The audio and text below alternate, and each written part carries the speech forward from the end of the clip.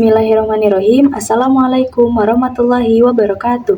Perkenalkan, nama saya Najma Naila Rahma Gunuan Putri dengan NIM 1242030031 dari jurusan PBA kelas 2C. Di sini saya akan menceritakan bagaimana Nabi Muhammad SAW berhijrah ke kota Madinah. Kedatangan Nabi Muhammad SAW ke kota Madinah telah menjadi peristiwa penting dalam sejarah Islam. Nabi Muhammad SAW beserta para sahabatnya dan juga kaum muslimin lainnya berhijrah ke kota Madinah setelah mengalami kekerasan dan penindasan dari kaum kafir Quraisy. Nabi Muhammad SAW berhijrah ke kota Madinah bersama sahabatnya yaitu Abu Bakar. Kaum kafir Quraisy telah melakukan sayembara bahwa siapapun yang bisa membunuh Nabi Muhammad SAW akan mendapatkan 100 ekor unta. Dan di malam itu kaum kafir Quraisy akan mengepung rumah Nabi Muhammad SAW. Namun Nabi Muhammad SAW telah mendapatkan wahyu dari Allah untuk berhijrah di hari itu pula. Maka dari itu, Nabi Muhammad SAW merencanakan bahwa sepupunya Ali bin Abi Thalib malam itu untuk tidur di atas ranjangnya untuk mengelabui kaum kafir Quraisy.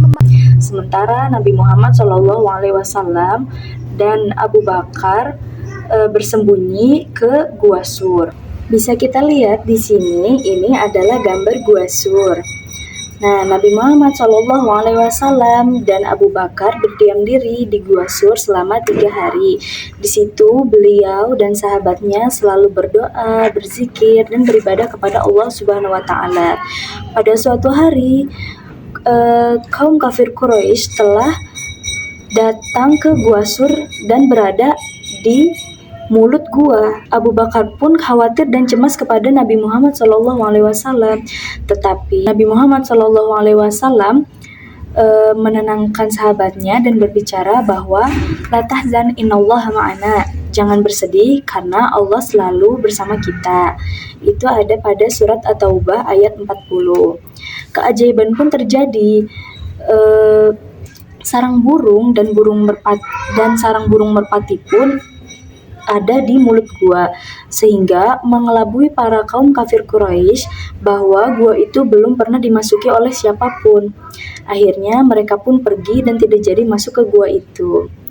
Nah, setelah 3 hari dan suasananya aman, Nabi Muhammad dan Abu Bakar pergi melanjutkan perjalanannya ke kota Madinah.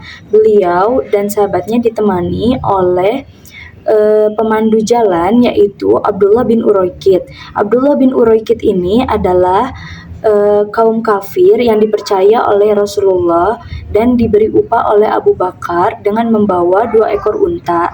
2 ekor unta yang diberi nama Qaswah oleh Nabi Muhammad SAW. Kemudian Nabi Muhammad SAW dan sahabatnya pun melanjutkan perjalanannya selama dengan jarak 400 km. Nah, sebelum beliau datang ke kota Madinah, beliau berhenti di kota Quba dan mendirikan masjid yang dinamakan Masjid Quba. Bisa kita lihat di sini adalah Masjid Quba. Setelah dari Masjid Quba, beliau melanjutkan perjalanannya ke kota Madinah.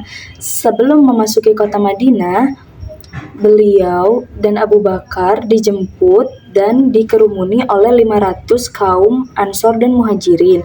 Kaum Ansor adalah penduduk asli kota Madinah dan kaum Muhajirin adalah penduduk yang berhijrah ke kota Madinah. Nah, beliau diantarkan memasuki kota Madinah. Nah, di kota Madinah semua orang, baik laki-laki maupun perempuan, mereka menaiki atap rumahnya dan melantunkan sholawat. Mereka pun bergembira atas kedatangan Rasulullah. Para penduduk Madinah pun bergembira sekali atas kedatangan Rasulullah SAW. Begitupun dengan Rasulullah SAW. Sampai sahabatnya Rasul bilang kepadanya bahwa aku tidak pernah melihat penduduk Madinah segembira ini seperti kegembiraan mereka atas kedatangan Rasulullah Shallallahu Alaihi Wasallam. Kemudian para penduduk juga menawarkan tempat tinggalnya dan ingin Rasulullah Shallallahu Alaihi Wasallam menjadi tamu mereka.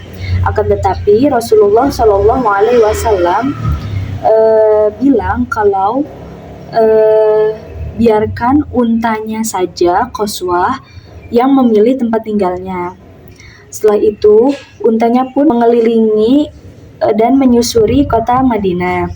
Setelah tiba di perkampungan Bani Malik Najjar, unta tersebut menderum di sebuah tempat pengeringan kurma. Pemiliknya adalah 2 anak yatim dari Bani Najjar yang diasuh oleh Mu'ad bin Afro. Nah, tetapi unta tersebut menderum kembali sehingga beliau tidak turun dari atas punggungnya. Kemudian unta tersebut bangun dan berjalan tidak jauh dari tempat pengeringan tersebut dan berlutut dan duduk di depan rumah Abu Ayyub Al-Ansori, mengelilingi dan rumah Abu Ayyub Al-Ansori yang menjadi tempat tinggal pertama setelah Rasulullah Shallallahu Alaihi Wasallam datang ke kota Madinah. Setelah Nabi Muhammad SAW tinggal di rumah Abu Ayyub Al-Ansori, beliau menanyakan kepada Mu'ad bin Afro, tanah milik siapa itu? Kemudian Mu'ad bin Afro pun menjawab, itu adalah tanah milik 2 anak yatim, yaitu Sahal dan Suhel bin Amru. Mu'ad juga bilang kalau misalnya dia akan bilang ke Sahal dan Suhel untuk merelakan tanah tersebut dan memberikannya kepada Rasulullah untuk dibangun masjid. Tapi Rasulullah memanggil kedua anak tersebut dan bilang kepadanya kalau ingin membelinya.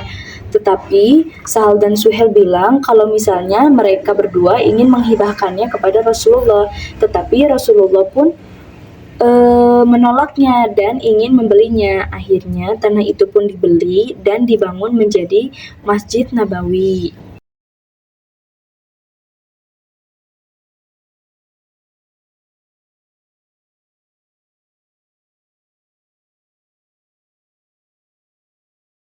Nah, selama pembangunan Masjid Nabawi, beliau tetap tinggal di rumah Abu Ayyub Al-Ansori selama kurang lebih 7 bulan. Nah, hijrah itu bukanlah pelarian, tetapi adalah langkah pasti menuju harapan di tengah gelapnya penindasan. Dan dari kota Madinah inilah Islam tumbuh menjadi rahmatan lil alamin. Sekian dari saya. Mohon maaf bila ada salah kata. Terima kasih. Wassalamualaikum warahmatullahi wabarakatuh. Nah, bisa kita lihat ini adalah Masjid Nabawi dan yang rubahnya hijau adalah rumah Rasulullah Shallallahu Alaihi Wasallam dan yang ditanda panah dulunya rumah Abu Ayyub Al-Ansori.